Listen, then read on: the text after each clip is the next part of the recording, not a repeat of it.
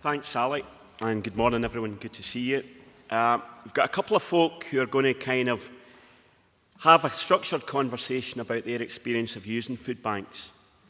One of whom is unemployed and not in work, and one of whom is in work. Because it has been a feature of the UK deterioration, the numbers of people being dragged into destitution and cessations of all sorts of benefits, including ESA, GSA, who have either been in work or not been in work. The couple of examples we have are of real people, fictitious names, and in a way that tells its own story. There's a stigma around using food banks. You could say people shouldn't feel shame about using food banks. I would say the shame should really be us as a society that has allowed a situation to develop whereby people have to use food banks. People have to use the kindness and generosity of organisations who provide emergency food aid. So it's about listening to the experts, those who experience food poverty, and hearing their views and about how we move from a society dependent on food banks to a society with a different model of adequate food provision for everyone. So I'd like to invite a couple of folk up to stage. It's Janet and who else?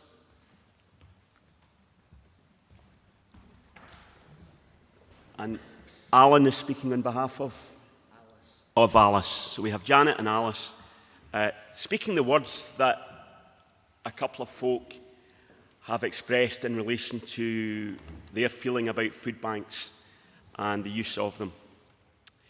So, Janet and Alice, good to see you. You've kindly agreed to come today as people who have used the services of a food bank. Could you please tell us very briefly the story of how that came to happen? How about you, Alice, to begin with? I found a leaflet in my GP.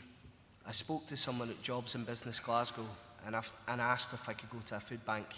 I needed to use the food bank because I was only working 10 hours a week and did not have the right information about getting working tax and child credits. I'm still using the food bank now because my housing benefit was stopped as well. Okay, could everybody hear that okay? Maybe if you could bring the mic in a wee bit closer. Sorry. Okay, hopefully that'll be better. Now we'll move over to Janet. Janet said, I came to use food banks because I'd previously been in receipt of Employment Support Allowance of £130 per week for myself, my partner and my daughter. My ESA was up for review, and while I awaited a decision to find out if I was still getting it, my benefit was reduced to £57 per week. As my electric bill was £20, other bills another £20, TV licence, phone and gas, I was left with £7 per week for food. I couldn't feed a family of 3 in this, so was given food vouchers for the Trussell Trust. Thank you, Janet. As I say, Alice, who's about to come on to our next question, she's someone who is in work and experiencing food poverty. So we'll go on to question 2. Were people able to hear Elaine there? Okay, good. Going on to question 2. Alice, when you realised that finding the money to buy food was a big problem, did you find any help from government or the local authority? Finally now, I'm starting to get this sorted out.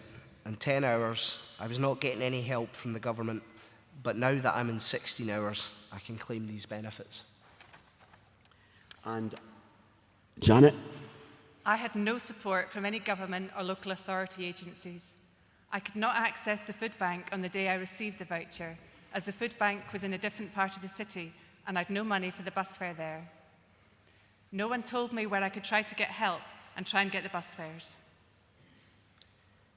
And going back to Janet for our next question, was it a big step for you to contact your local food bank and get involved with them? I was very reluctant to use the food bank. I'd rather have gone without food than use one, but I had to think of my family. I felt ashamed and very upset that my financial situation had sunk so low. I was very depressed, which had a big impact on both my physical and my mental health. And Alice? I suppose it was. It did help me quite a lot with my children. The first time I was a little worried. I found it easier with time. The staff were supportive and friendly, and that helped me not to be ashamed to come. So there's a couple of experiences of people talking about how it felt to use a food bank. And kind of building on that, the next question is, maybe if both of you could reflect on how you found the approach of the food bank volunteers you were dealing with. Janet. The volunteers at the food bank were very friendly and non-judgmental. They were also helpful in inquiring what food I would like. As I have a chronic illness, I am unable to eat many foods. This was a great idea, having a choice to suit people with different dietary needs. Alice? I found them very supportive, encouraging in helping people around them who required help with food and any advice with benefits. Looking to the future, as we all are today, and seeing how we can move beyond the traditional model of a food bank, which many of you are already doing, but listening to you both who experience food poverty, could you help us by giving us your views on how Scotland could become a better, more just place when it comes to emergency food or other resource provision? Janet. Scotland could become a more just society in regards to emergency food provision by firstly challenging Westminster to stop cutting people's welfare payments. They should also encourage food bank providers to try and source fruit and vegetables in their donations. Too much rice, pasta and tinned goods will lead to vitamin deficiency and malnutrition. All food banks should join ranks and challenge the government to not use them to replace food provision that the government is legally required to pay benefits for. Also, people should be given toilet rolls at food banks. This is a necessity and would be appreciated very much. Alice. The government helps quite a lot with single parents. I'm not sure what could be changed, but if my applications for benefits, like my housing benefit, my tax credits, were done a bit faster, people might not need so much help with the food bank. Okay, we kind of come to the final question. Say two people here, one in poverty who works and one in food poverty who doesn't. And what I want both of you to do is to tell us, starting with you, Janet, somebody who's not in work and in food poverty, is there anything else you want to tell us as we go into our discussions today? Janet said, food banks are a lifeline to many, but should not be used to replace benefits by the government. More local community gardens could be invested in to allow people to grow their own fruit and vegetables to supplement food bank foods. Thank you very much. And finally from Alice, somebody who is in work and experiencing food poverty. Alice said that